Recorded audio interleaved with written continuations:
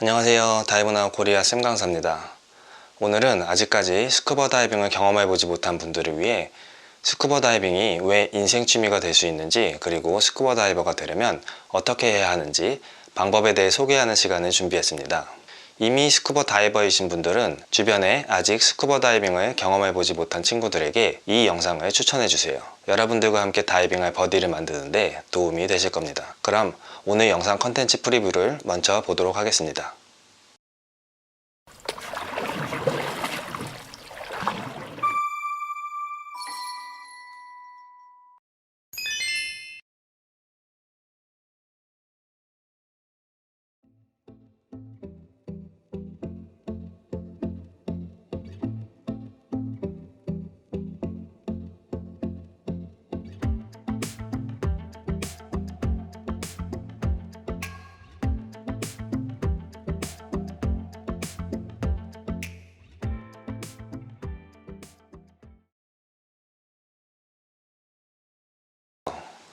요즘 전 세계적으로 해양 스포츠가 아주 큰 인기를 끌고 있는데요. 이게 뭐라는 걸까요? 네, 맞습니다. 스노클링입니다. 대부분 스노클링이 무엇인지는 잘 알고 계실 겁니다. 우리가 스노클링을 할 때 무엇을 착용하게 되나요? 바로 이런 마스크와 오리발을 착용하게 되는데요. 여기에 이런 몇 가지 장비들을 더 착용하게 되면 우리는 수면에서가 아닌 깊은 바닷속을 오랫동안 탐험할 수 있는 능력을 얻게 됩니다. 신기하죠? 이게 바로 스쿠버 다이빙입니다.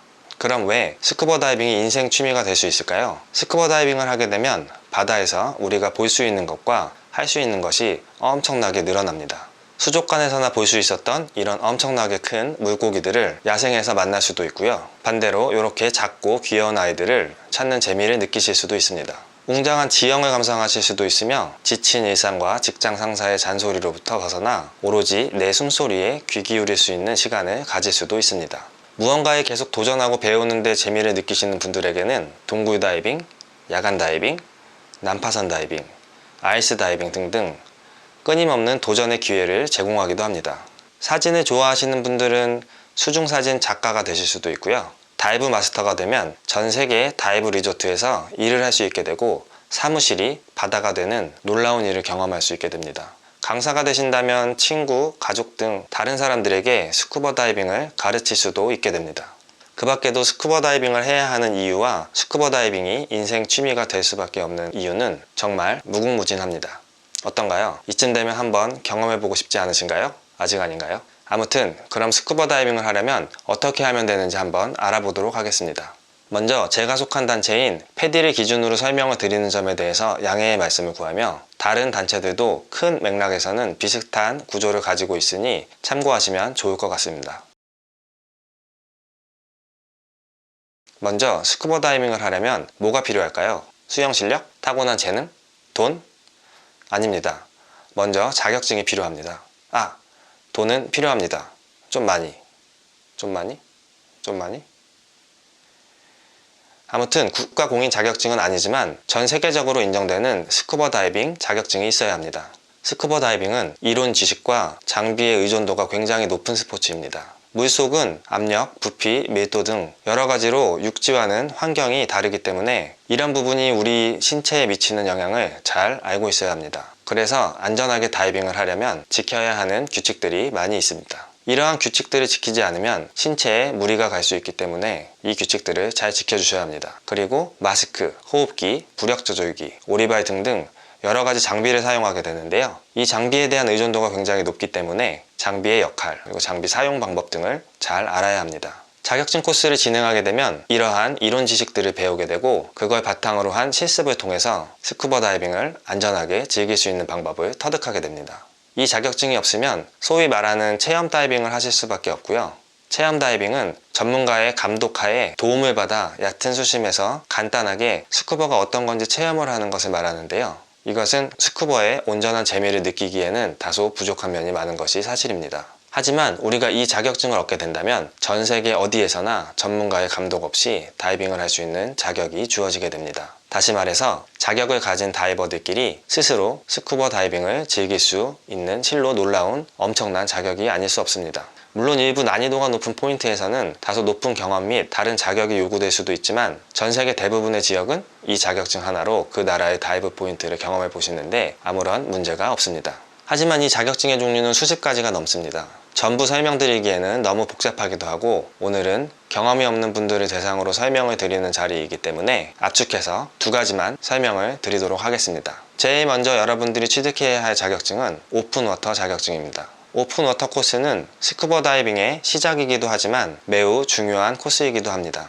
저는 개인적으로 오픈워터 코스가 제일 중요하다고 생각하는데요. 왜냐하면 스쿠버 다이빙을 할 때 필요한 모든 기술을 오픈워터에서 전부 배우기 때문입니다. 그래서 이 과정이 제일 고되면서도 제일 재미있습니다. 오픈워터 자격을 취득하게 되면 18m의 수심 제한이 있지만 그 안에서는 자유롭게 스쿠버 다이빙을 즐기실 수 있습니다. 그 다음으로 취득할 수 있는 자격증은 어드밴스드 오픈워터 자격증입니다. 이 과정은 새로운 기술을 배우는 과정이라기보다는 전반적으로 스쿠버 다이빙의 범위를 넓히고 스킬을 다듬어 나가는 심화 과정에 가깝습니다. 어드밴스드 자격증을 취득하게 되면 수심 제한이 30m까지 늘어나게 됩니다. 우리가 재미로 즐기는 스쿠버 다이빙은 레크리에이셔널 다이빙이라고 부릅니다. 즉 레저, 취미 이런 거에 가까운 거죠. 이걸 넘어서게 되면 테크니컬 다이빙이라는 전문적인 영역으로 변경이 됩니다. 여기서 잠깐 수심 관련 이야기를 드리겠습니다. 레크리에이셔널 다이빙에서는 최대로 깊게 내려갈 수 있는 수심이 40m입니다. 그런데 오픈워터만 취득하셨으면 딥다이빙 경험이 없기 때문에 18m 이상 가실 수 없게 됩니다. 그렇지만 어드밴스드 과정 때는 딥다이빙을 필수로 진행하기 때문에 수심 제한이 30m까지 가능하게 됩니다. 하지만 앞서 말씀드렸던 절대적인 한계 수심인 40m를 안전을 위해서 절대 넘으시면 안 됩니다. 보수적으로 30m 이내에서 다이빙을 진행하는 것을 권장드리고 실수로 잠시 넘어간다 하더라도 40m는 절대 넘지 말아야 하는 수심입니다. 40m는 마스터건, 강사건 아니면 강사 할아버지가 와도 넘지 말아야 하는 수심임을 꼭 기억해 주시기 바랍니다. 그 수심을 넘고 싶으시면 테크니컬 다이빙으로 이렇게 어드밴스드 오픈워터까지 취득하시게 되면 전 세계 다이브 포인트에서 일부 경우를 제외하고는 다이빙 하는데 제약이 없어지게 됩니다. 그 다음 코스로는 레스큐, 마스터 등등이 있지만 이걸 취득한다고 해서 제약이 더 풀리게 되거나 할 수 있는 게 더 늘어나는 것은 없습니다. 그렇기 때문에 취미로 스쿠버 다이빙을 즐기실 목적이시라면 어드밴스드로 충분하니까 여기까지만 취득을 하시고 스쿠버 다이빙을 즐기시는 것을 추천드립니다. 그럼 이런 스쿠버 다이빙 자격증은 어디에서 취득을 할 수 있을까요? 스쿠버 다이빙 자격증은 우리나라를 비롯해서 전 세계 다이브 센터에서 취득하실 수 있습니다. 우리나라에서는 주로 제주도, 동해, 부산 등에서 취득하실 수 있고요. 해외 지역으로는 필리핀, 사이판, 태국 등등이 있습니다. 우리나라에서 취득하는 경우에는 휴가를 많이 안 써도 되고 한국인 강사가 가르치기 때문에 언어적인 장벽이 없다는 장점이 있는데요. 반대로 너무 추운 겨울에는 진행하기가 조금 어려운 단점이 있습니다. 해외의 경우에는 아무래도 비행기값, 숙소 등등 비용이 조금 더 들어가는 게 단점이지만 대부분의 해외 바다의 경우 연중 내내 따뜻한 수온을 유지하고 있어 조금 더 따뜻한 환경에서 사계절 중 아무 때나 일정이 맞으면 진행이 가능한 장점이 있습니다. 그리고 해외여행이기 때문에 뭔가 설레는 그런 장점도 있는 것 같습니다. 다만 간혹 외국인 강사가 가르치는 곳도 있기 때문에 언어적으로 어려움이 있으신 분들은 사전에 잘 알아보시고 진행하시는 것이 좋습니다. 자격증 발급 단체는 굉장히 많지만 대부분의 단체가 국제적으로 인정이 되기 때문에 단체 선택에 대해서 너무 고민하실 필요는 없습니다. 이 내용은 다른 분들도 입을 모아 이야기하는 내용이지만 스쿠버 다이빙에서는 단체의 선택보다는 강사를 잘 만나야 한다는 말이 있습니다. 하지만 이왕이면 많이 알려져 있는 단체를 선택하시는 게 차후 레벨업을 하실 때 더 좋기 때문에 인터넷에 검색해 보시고 마음에 드는 단체를 선택하시면 될 것 같습니다. 그럼 자격증 취득 일정은 얼마나 소요되고 비용은 얼마나 드는지 한번 살펴보겠습니다. 이 부분도 굉장히 많이 물어보시는 질문 중에 하나입니다만 불행히도 이 부분에 정답은 없습니다. 지금부터 그 이유에 대해서 간단하게 설명드리도록 하겠습니다. 이 또한 제가 속한 단체를 기준으로 설명드릴 수밖에 없는 점 먼저 양해를 부탁드리겠습니다. 먼저 오픈워터의 경우 먼저 강사가 이론 수업을 진행하거나 교재를 자율학습하는 것으로 이론 부분을 완료해야 합니다. 요즘은 이론은 온라인으로도 가능합니다. 그리고 나서는 잔잔한 물에서 스쿠버 다이빙에 필요한 모든 기술을 배우는 제한수역이라는 과정을 진행해야 합니다. 보통 수영장이나 잔잔한 앞바다에서 진행이 됩니다. 그리고 나서는 바다로 나가 앞서 연습한 기술들을 적용하는 해양 실습이라는 과정을 거쳐야 합니다. 총 4번의 바다 실습을 마쳐야 자격증이 발급됩니다. 이 모든 과정을 마치고 이론 시험까지 통과하게 되면 오픈워터 자격증이 발급되게 됩니다. 하지만 이 모든 과정을 언제까지 끝내라는 규정이 없습니다.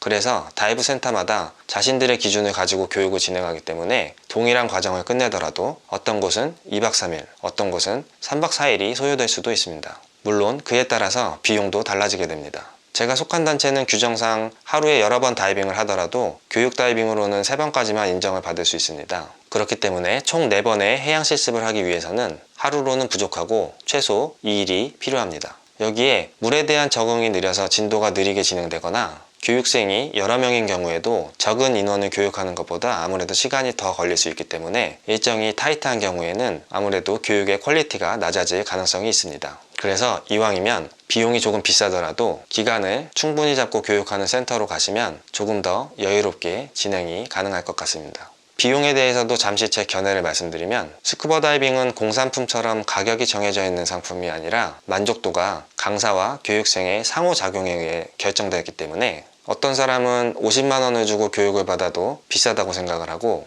어떤 사람은 100만 원을 주고도 만족하는 경우가 있습니다. 경험해보시면 아시겠지만 생각보다 할 게 많고 배워야 할 게 많은 스포츠이기 때문에 스쿠버 다이빙 교육을 받을 때는 비용을 고민하시기보다는 퀄리티에 더 중점을 두고 선택하시는 것이 미래를 위해 좋은 선택이라고 생각합니다. 우스갯소리로 제가 경험해보니 다이브 센터들은 비싼데 안 좋은 곳은 있어도 싼데 좋은 곳은 없는 것 같습니다. 이 부분은 호텔, 리조트를 고를 때도 마찬가지인 것 같습니다. 아무튼 스쿠버 다이빙은 안전하게 즐기는 것이 중요하기 때문에 물론 저렴한 비용으로 하면 더 좋겠지만 너무 비용과 일정에 스트레스를 받지 않는 것이 훨씬 좋을 것 같습니다.